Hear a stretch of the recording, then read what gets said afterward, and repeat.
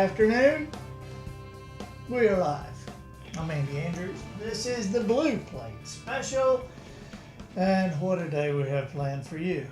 We're here in Orange Beach, Alabama at the wharf. Face your mic towards you. Oh, face my mic toward me. Well, see, now that's not my job. That's not my job. My job is like to talk and like ignore the mic and act like there's not a microphone there. Whose job is it to move the microphone? That would be me. Well, see, you're not even, I don't even hear you through your microphone. Is your microphone working? Hello? Hello? Now I heard you. Well, yes, that would be me. Okay, I thought maybe your microphone wasn't pointed towards you. Anyway, we are glad you're here, okay? If you're here for the first time, we don't know what we're doing. But we're glad you're here. And if you're on Facebook, don't forget to click that notification button over there and turn your notifications on your telephone so that when we go live here, you will be notified. Also share, if you will. We have an unbelievable trade today. Came through. Everything's going to be incredible. So please share the show. We're also going to talk about parenting. We're going to talk about parenting. I think you're going to be very interested in the article I found on parenting because I think it's horrible. Anyway, we'll be talking about that in just a few minutes. If you're on YouTube, click that subscription button, that subscribe button, that little red button down there. If you haven't ever done it, we need you to do it. We'll just stop right now while you do it. Okay, thank you. Also, to the Instagram and Twitter people, we're glad you're here with us. Jim Middall, glad you're here.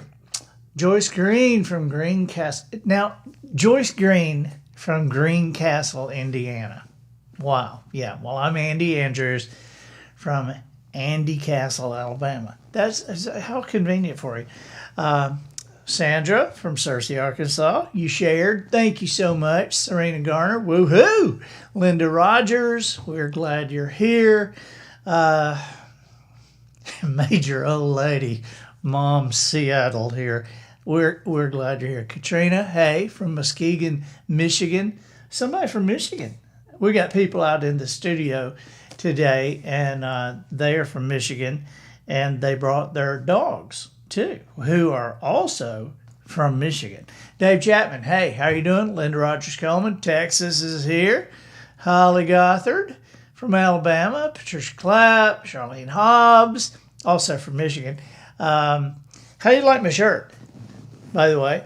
Sand Dollar Lifestyles, and it's on the front, which I like, but I love this shirt. Hey, Cat Hooker, how you doing?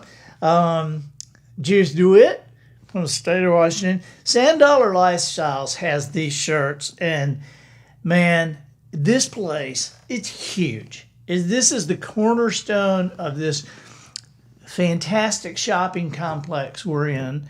Many people pronounce it the Wharf. I call it the Wharf because I like to pronounce it phonetically. Yvonne Palmer, Jerry Anderson, Bob Woodall, how are you doing, buddy? Debbie Black Chandler, you're listening in northeastern Ohio, where you have plentiful sunshine. John Brophy from sunny Arizona. Yeah, Arizona, but it's a dry heat. I was there one time. It was 116. 116. And everybody says, yeah, but it's a dry heat. Yeah, so is my oven. Jeff Herring, your finger hit the wrong button on the phone last night, and all of a sudden you're hearing me say, good morning, good afternoon, and evening.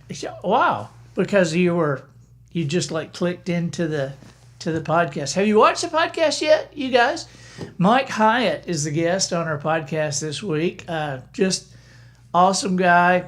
And if you listen closely to the podcast, you'll also find out why I credit his wife, Gail, for my writing career, such as it is. I mean, she is responsible. So if you're not happy about that, it's her fault. Angelina Grace, Kim Truckee, how are you doing? I want to talk to you. First of all, now you're not going to believe the trade. Remember, we had a silver bar, a 100-ounce silver bar that we're trading, and we're doing all these trades, doing this all year long. Hey, G. McDonald, and we're doing these trades for Youth Reach Gulf Coast. And I'll tell you more about this later, but you're not going to believe the trade, and you want to be like right ready to make a trade offer because there's a lot of people going to want this. But first, let's talk about this article that I read. Now, I got pieces of the article here that I'm going to like recite to you, but I sent this to a couple of friends. I've got a buddy there in Tyler, Texas, Lee Gibson, and Lee is the CEO of Southside Bank. And I had just been talking on the phone to him when I read it. I sent this to Lee and I said, am I missing something here? Listen to this. And we just like laughed back and forth. But the article, now I know there's different parenting styles. Okay, I know that. I understand that. But I think that some parenting styles are, they are more constructed to get a result that you actually want. Now, me, I always think, hey, we are not trying to raise great kids. All right, we're trying to raise kids who become great adults. That's what we're after. Because we all know people who raised great kids. They had great kids. We grew up with great kids. They were great kids. They were where they were supposed to be. They did what they were supposed to do, didn't do what they weren't supposed to do. They were great kids. Then they turned 18, got away from home, and we're like, what happened? They were such great kids. Well, that's why I say that we don't concentrate on raising great kids. We concentrate on raising kids to be great adults. It's two different pathways, two different results. Now, this article I read is called Gentle Parenting. No rewards, no punishments, no misbehaving kids. Ha! It sounds pretty good, doesn't it? So in this article, the author described, now I'm not going to tell you who the author is or anything. You can find this if you want to. But the author described positive discipline. And evidently parents who practice positive discipline or gentle parenting do not use rewards or punishments to encourage their children to behave. And by no rewards, I mean they don't use charts or they don't use like candy or toys or incentivize them. They don't even say, hey, you did a good job. They don't even say that. Okay, and so by no punishments, I mean they don't use timeout, they don't use spanking, they don't use talking to. So let's take a journey into the world of gentle parenting, which supposedly teaches children empathy, self-control, and calmness. Okay, so in the article first, the author asked the question, what is discipline? Okay, and the author explains that discipline has come to mean many things in our culture. When we're discussing child rearing, we understand it to mean reprimanding a child for bad behavior. Okay, we might come back to that. The word discipline comes, according to this author, the word discipline comes from the word disciple and means to teach. I'm not so sure about that. The discipline advocated by gentle parenting families is internalized. They argue that to offer rewards and punishment overrides a child's natural inclination to try, and it teaches them to behave in certain ways. That to offer them a reward teaches them to behave for a reward or to avoid punishment. I'm going to want to go back to that for sure. Okay, that part there. So now, advocates of gentle parenting say that the rewards and punishments do not encourage children to internalize good behavior for its own sake. So, what are the benefits? Well, there are many organizations that claim, now she doesn't say what many organizations or doesn't even name one, but what that they claim benefits to this approach. All right. Now,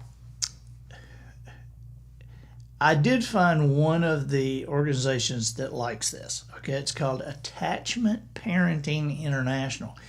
And they argue that a child gently parented is more sensitive to others' needs because they've learned to expect that their needs will be met, that they will be treated with respect, and they are equal partners in the family. Matt, when you grew up, when you were like 7, did you feel like you were an equal partner in the family? I didn't know what was going on when I was 7. I didn't either, but I sure knew I wasn't an equal partner in the family. Other gentle parents. Are you guys now? You guys are sitting there. Are you guys okay? Are your jaws just like pop them back up? Okay. Other people argue that this may take more effort, but it's effective because punishment and reward are only short-term solutions. I don't know. I'm 61. It's still working with me. Like I said, short-term in the sphere of eternity. Alfie Kohn, whoever Alfie Kohn is, argues that using rewards and punishment is about doing things to them, not with the children. Taking a gentle parenting or positive discipline approach invites children to partner with their parents and to ultimately live in the community as productive members. So, are you ready for this? What does this type of approach look like? All right, so supposedly there are many websites and groups that can help you to practice this kind of parenting approach. I couldn't find any other than the one I mentioned. But here are a few steps that parents can take to encourage a partnership with their children. Did you ever feel like when you were, okay, so you didn't know what was going on when you were 7. So when you were 10, did you feel like you had a partnership with your dad? You know, I wasn't working. I wasn't paying any bills, anything like that. So, no, I don't feel like there was quite a partnership. There was a definite hierarchy of... Yeah, there was in my house, too. Oh, my God. All right, so here's what it looks like.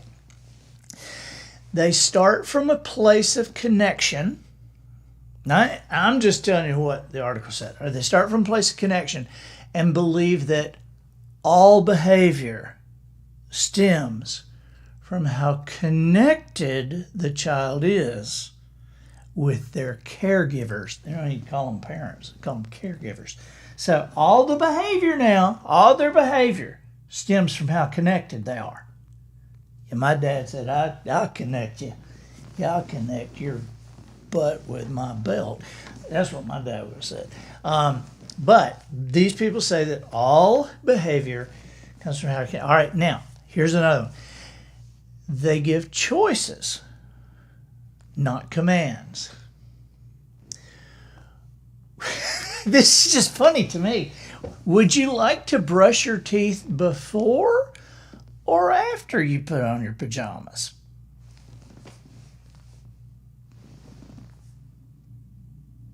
my answer would have been, first of all, I would have been surprised that anybody asked me. And if they had asked me, I said, no, neither. I don't brush my teeth at all. Because Mom, I remember Mom saying one time, did you brush your teeth? And I said, yes, ma'am. And so she goes in and she feels the toothbrush. And she said, it is amazing how quickly your toothbrush dried out with you just having brushed your teeth.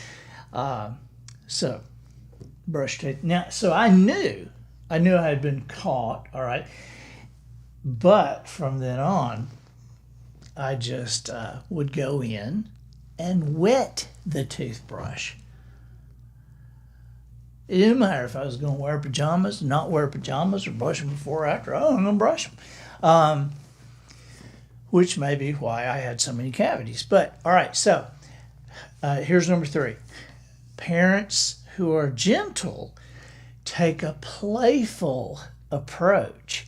They might use playfulness to get their child to clean up their room. Let's make a game of cleaning up your room, or to diffuse tension. Let's have a playful pillow fight. I'm not making this up. I'm not making this up. If my room wasn't clean, I'm just trying to think here. If my room wasn't clean, I didn't feel like my parents are very playful.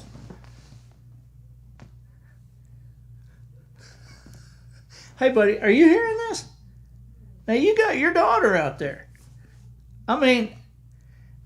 Little Em, did you feel like that your mom and dad were very playful when your room wasn't clean? No. Okay, well, your parents obviously weren't gently parenting you. All right, so number four, they allow parents who are gently parenting allow feelings to run their course rather than saying hush or saying stop. Instead, I love this part. Are you ready for this? Instead of saying hush or stop, and back that up just a little bit, Matt. Okay, back a little bit more. Okay. So they're allowing the child's feelings to run their course. All right, so rather than saying hush or yelling stop, these parents actively listen to the crying and say things like this. You have a lot of strong feelings about this, don't you? Are you kidding me? My parents are rolling over in their grave right now. My parents, God's using them for a fan. They're rolling over in their grave so hard and fast. All right, number 5. I just love that. I want to go back to that one because I just want to say it again. All right, number 5. These parents describe the behavior, not the child. Rather than saying the child is naughty or nice, they will explain the way actions make them feel. For example, I get so frustrated cleaning crumbs off the couch. Number 6, they negotiate. I love this. I just love this. Number 6, they negotiate limits where possible. All right, now I want you to think about that sentence. Just think about that sentence right there. They negotiate limits where possible. Okay, first of all, my mom and dad were like, you're 4. We're not negotiating anything. All right? And limits where possible. If we're trying to raise kids who become great adults, one of the first things they better learn is that limits are always possible. But here it says they negotiate limits where possible. If it's time to leave the park, they might ask, how many more minutes do you need before we leave? However, they can be flexible and reserve a negative answer for situations that can hurt the child, such as running into the road or touching a hot plate, or others, including your pets. They might say, hitting me hurts. I don't think you need to do that.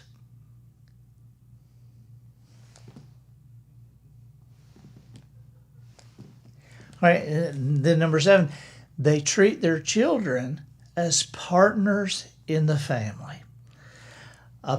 Hitting me hurts? I don't think you need to do that.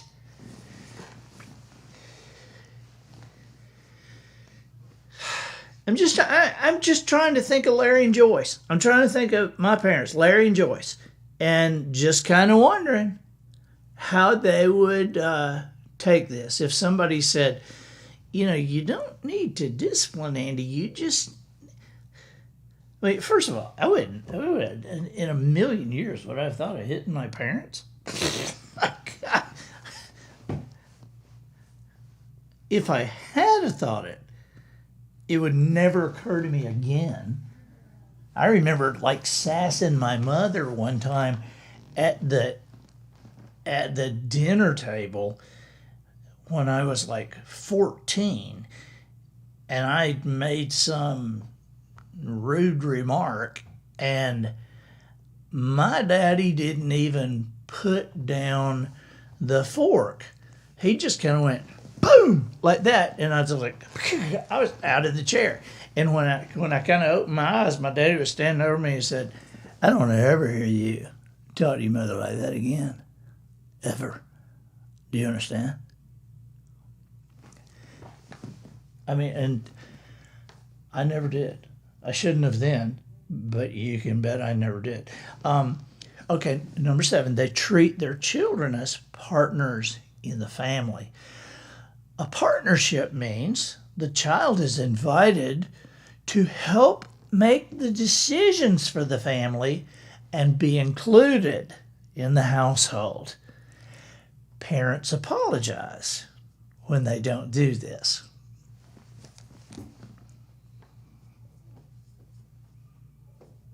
Now, to be fair, I think that there are times when I've, gone to the boys and I've said, hey, this is not your fault. I was in a bad mood and, I shouldn't have barked at you. You didn't do anything, and will you forgive me? I think that the forgiveness thing can do a reset button in the family, but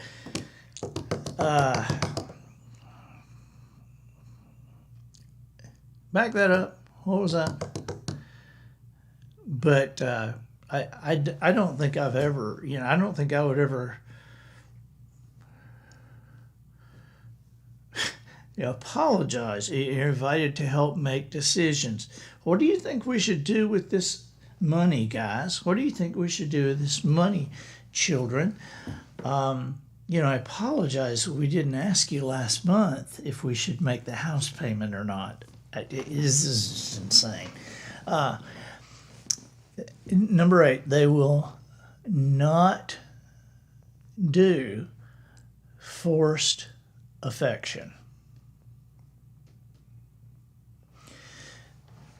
When Uncle Ray wants to meet your child or talk to your child and the child says no, the child gets to say what happens. Oh my God, do you see this one? Oh my God. Wow. Gentle parents also don't force their children to say please or thank you.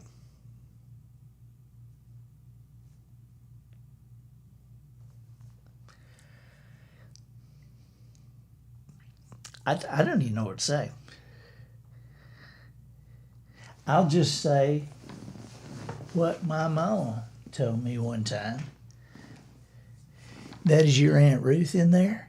And you get in there and you act nice and you smile and you act sweet to her whether you want to or not.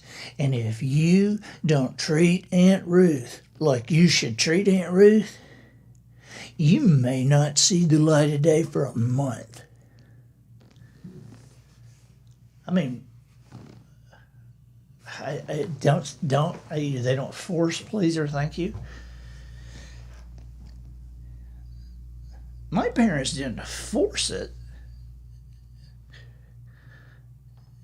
They taught it. They taught manners, and they explained grateful attitudes, and they explained. This is scary. This is all right. Number 9, we got 2 more. Number 9, they trust their children. What you might think of as bad behavior is just seen as the sign of an unmet need. Man, I had a lot of unmet needs when I was a kid. Oh my God. Andy, Andy, you have an unmet need. Oh Lord. My boys, Polly and I, we looked at our boys and if they might have had an unmet need a couple of times, but they quit having unmet needs. I mean, pretty quickly. All right, this is the last one. They don't do timeouts for the kids. They take parental timeouts. Allow the child to keep expressing his unmet needs. Allow the child a place in the decisions. But if you have a hard time dealing with it, you should put yourself in timeout. Why not let your kid put you in timeout? I mean, why not let your kid punish you? The most important aspect of positive discipline is the connection you have with your child. Okay, there was so much baloney in that. Let me just wrap up. Let me say this. I read a lot of stuff from history, and so who says that, Matt? Eva Jean Hodge said these types of parenting thing are killing society as we know it. You're right. It's absolutely crazy. Okay, I want to explain something. I read a lot of history, and one of the things I'd love to read stuff that kings write, because you can go back as far as you want, and they kept everything kings wrote. Whatever kings wrote or queens, they kept it. Okay, I mean, whatever they did. If King Henry VIII ate with that fork, you can bet that somewhere in a museum that fork's there. He ate with that. Well, the stuff they wrote and the stuff they said was recorded too, and we still have it. Okay, and so one of the things I remember when I was in high school, I remember watching the movie King Solomon's Mines, and Richard Chamberlain. Remember Thornburg's? Richard Chamberlain was the Indiana Jones character in King Solomon's Mines. And I was interested in this because I knew King Solomon was like a real person, and so it was very curious. They're going in the mines, and he was King Solomon. Historians say he was the wealthiest person who ever lived, and he was also a lot of historians say he was the wisest person who ever lived. So I was curious about that because I think the wealthiest and the wisest person who ever lived, that's got to be like the best anybody ever turned out, I guess. And so I've read a lot of stuff that he wrote. Now, some of it I didn't understand. Some of it I had to read again, and you just like think about this. But one of the things that was very curious to me that I've thought about a lot, he says, and he wrote, man, he's not a great writer, but he wrote like a king, right? He just like, do this, don't do this. But, you know, when you think about, well, why is he writing all this stuff? Because, man, he wrote about like how to find a spouse, how to have a happy marriage, how to build a house, when to build a house, how to make money, what to do when you make it, hey, you know, what not to do with your money, what to do with your family, how to deal with your kids. I mean, it's just unbelievable when you think, well, why would he write this stuff? So I started investigating King Solomon and his life, and his dad was King David, all right? Which, if you saw that movie, that was Richard Gere.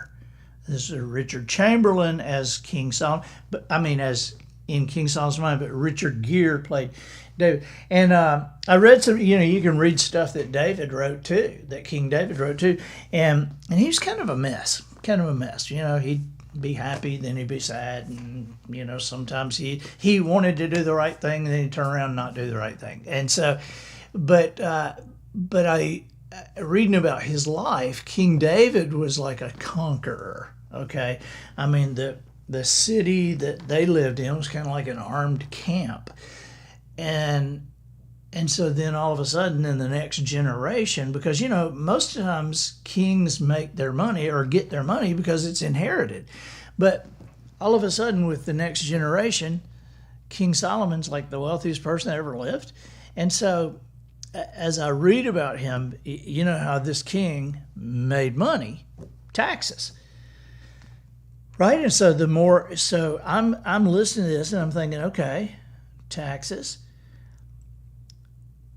And so he's talking about the stuff about life, and so you tell him about businesses. And so even if you think, okay, this is just a mercenary guy, well, he had a real reason to tell people the best way to do things, because if their businesses were great and they made more money, they would pay more taxes. And he would have a reason to tell them about their personal life because he knew, I guess, that businesses who are run by people who their personal lives are in disarray, they're not as great a businesses. So he wanted, you know, so get as many taxes as he wanted. He's telling this stuff. So I'm trying to understand some of it. One of the things he says in there, and I'll just get the point. He said,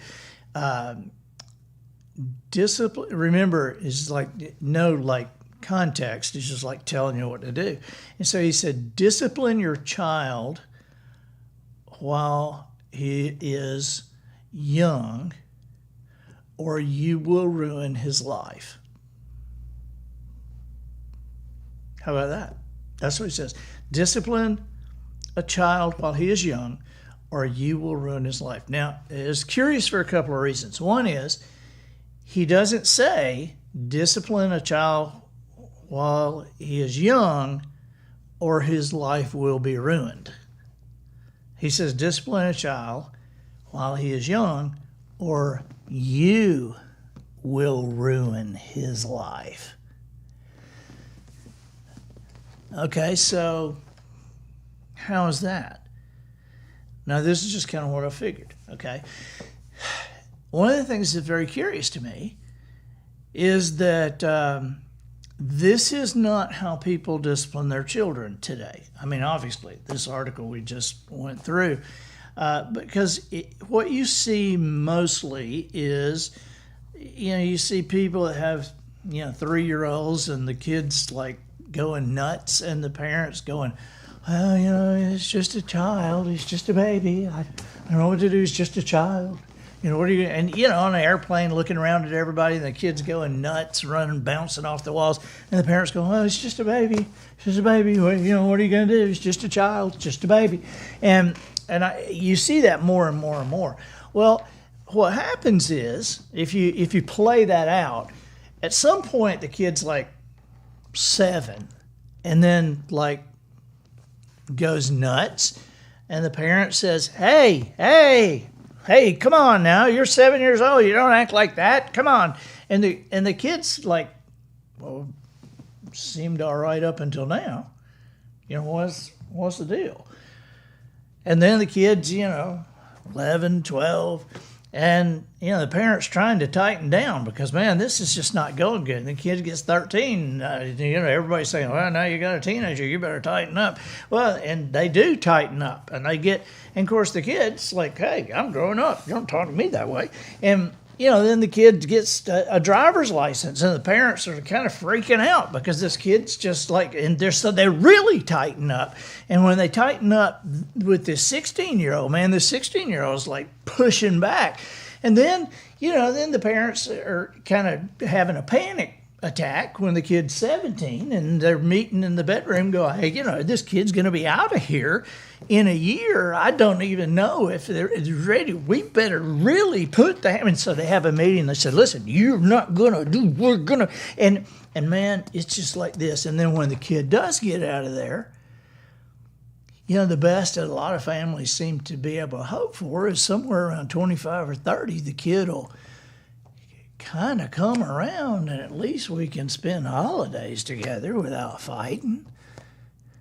Okay, but that's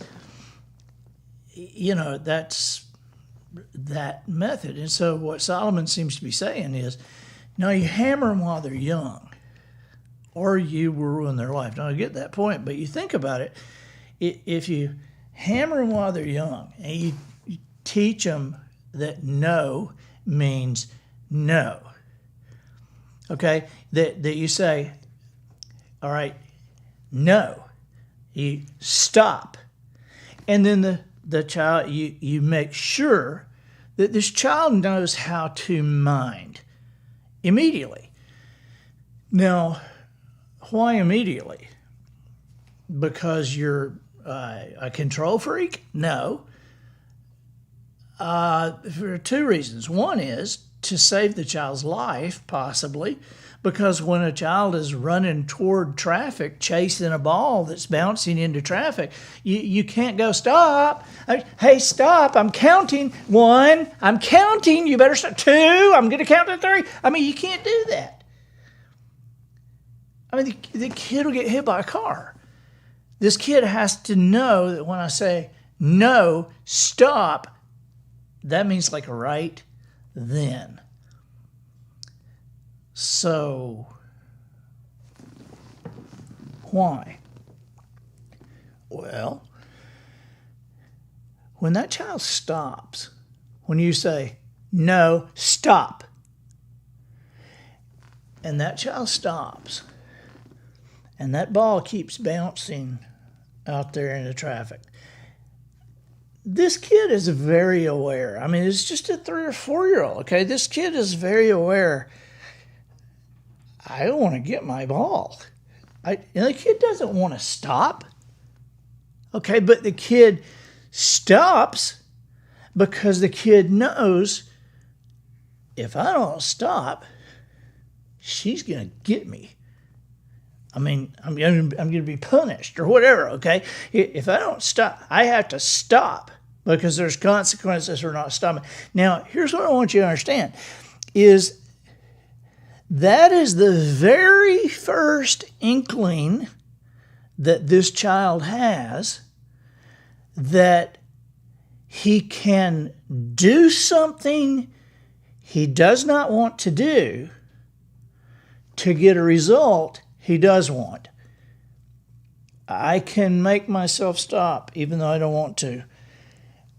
And the reason I can do it because I don't want to get punished. He can make himself do something he doesn't want to do to get a result he does want to have, which, when you think about it, that is the first conscious evidence of self-discipline. That's what self-discipline is. Can you make yourself do something you don't necessarily want to do to get a result you'd like to have. So why do we discipline? We discipline in order that it turn into self-discipline. We discipline early so that we don't have to discipline forever. We discipline when they're 3. And then when they're 6 or 7, and they kind of getting this down, they go, hey, can I do this? And we go, I don't know. What do you think? What do you think? And if they don't give the right answer, so well, let's think about it here. Let's talk about it. Do you think playing gas and matches is a good idea? Because, a lot of children, they burn down houses. They, they get hurt. They get killed. So what do you think? I mean, we're not going to let them do it, okay? But we're going to let them think through it a little bit, because we can back off just a little bit because this kid's got the basics. This kid, the kid is under control. And so then by the time they're 12 or 13, we should see great evidence of self-discipline. And then by the time they're 15, 16, you can back off even more. You're still there. You got the net. I mean, they're not working without a net. You're still there. You can still override, but you're teaching them to think, not telling them what to do or what to think. And so what Solomon is saying when he says, discipline your child while he's young or you will ruin his life, what he's saying is that if this child is not taught to have self-discipline, his life is ruined, because a child who doesn't have any self-discipline is a bother. They're an aggravation. But an adult who doesn't have self-discipline, they get disciplined by society. If you grow into an adult and you can't discipline yourself, society will do it for you, and it will never be pretty, because the discipline for adults who can't discipline themselves, that discipline is you're fired, you're under arrest, here's a restraining order. That's what the kind of discipline that adults have. And so that's what Solomon is saying, that you discipline a child when he's young or you'll ruin his life. And so we're the ones in charge when they're 3 and 4 and 5. Certainly, we're the ones in charge. And we don't want to be responsible for ruining their lives. But this is something I think some people need to understand. Okay, you want to know about the trade? Here we go. Here's the trade. At a silver bar, Dr. Barb Rimbiesa of itam.org traded, and she put forth for the Sony television set, she put forth this 100-ounce silver bar. And so we're doing all this for Youth Reach Gulf Coast. At the end of the year, whatever we have, we're going to auction off and donate the money to them. They don't get any federal funding. They take care of these kids. The kids don't have to pay for anything. The parents of the children, the families don't have to pay for anything. So we're helping, all right? And so Dr. Barbara Mbiasa traded for, she gave the silver bar to get the television set. So now we had the silver bar, and man, I've been looking at this thing, and I'm just so excited. Looking at it.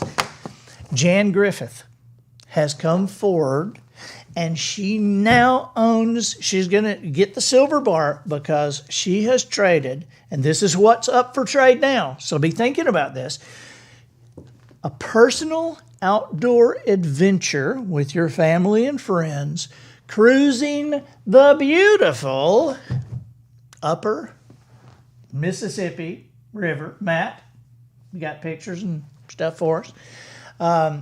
So this is upper Mississippi River along the scenic bluffs of northeastern Iowa, southwest Michigan, and southeastern Minnesota. Your adventure will be during summertime, okay, summer, and you have the option of doing it this summer, 2021, or next summer, 2022, either one you choose.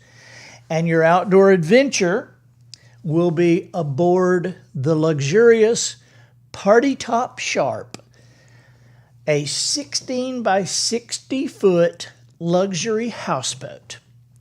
Okay, so this houseboat sleeps 10 people. And are you showing some pictures of it? So you see it. This is unbelievable. And so along with this adventure, a $200 fuel allowance is included. State sales tax is included on the rental and the fuel. You know, that's the trade.